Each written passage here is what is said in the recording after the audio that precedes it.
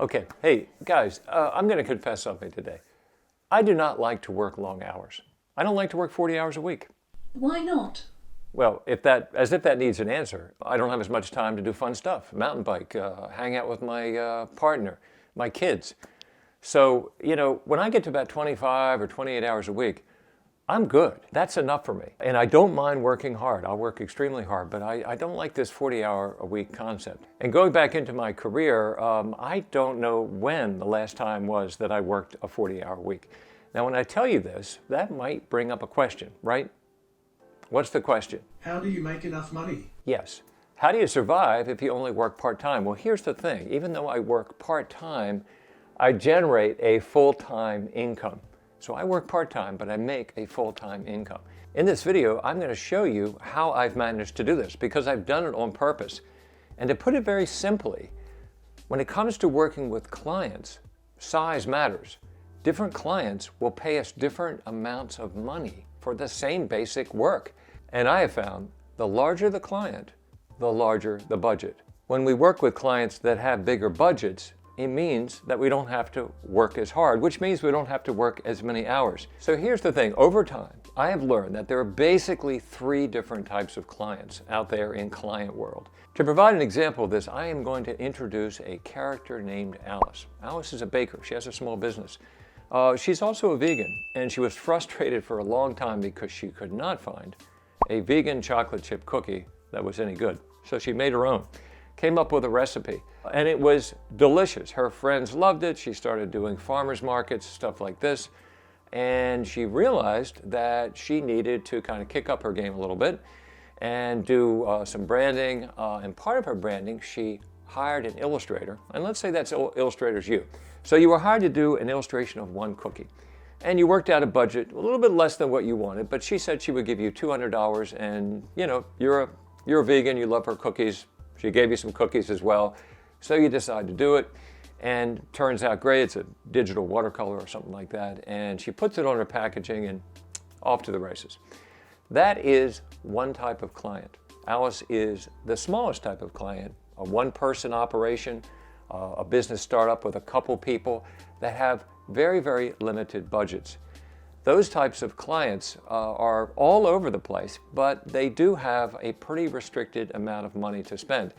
Now, don't get me wrong, sometimes these very small clients actually do have a large amount of money to spend. I don't want to go off tangent here, but I did a book one time for a guy who was a single client. It was a very good project. Now, I'll get to that in a future video.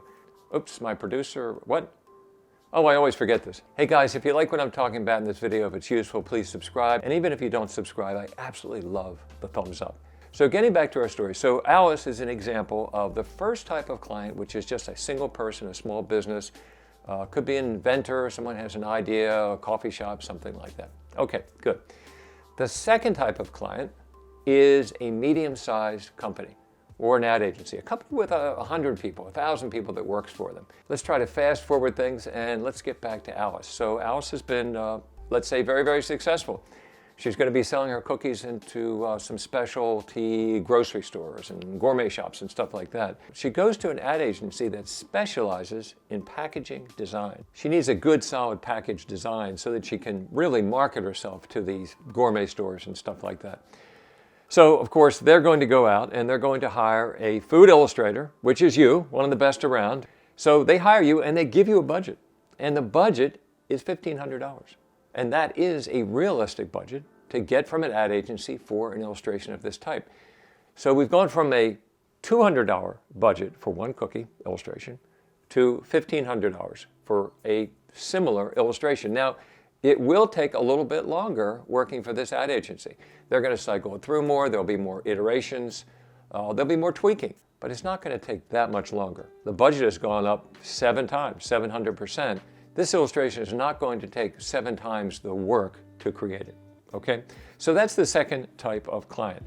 The third type of client is the large corporation, the national corporation, international corporation, a company that has thousands of employees, and they have deep pockets. These are the type of people that I like to work with, and these are the type of people that I have moved my practice to service.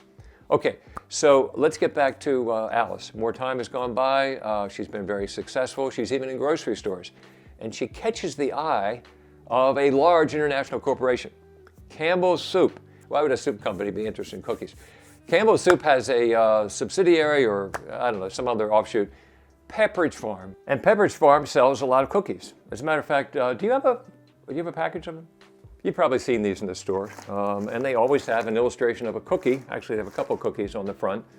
So this is the company. The thing that Pepperidge Farm has realized is that there is a market for vegan cookies. They don't have any. They want to start a whole new line, and they're going to start with this fantastic chocolate chip cookie that Alice came up with.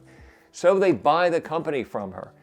And what's the next thing they're going to do? They're going to want an illustration of that cookie for the front of the package so that it matches with their other product packaging. And they're going to be pretty particular about it. Here's the thing. They go out, they look for an illustrator. They find you, of course, one of the top cookie illustrators in the country at this point. And they hire you, and they give you a budget of $3,000 to do this cookie illustration. That sounds like a lot, but let's remember something. These guys sell a lot of cookies. These cookies are going to be sold all around the world by this company. They're going to be sold in Argentina.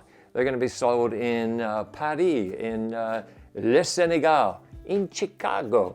They're going to be sold all around the world. So they have plans for big sales.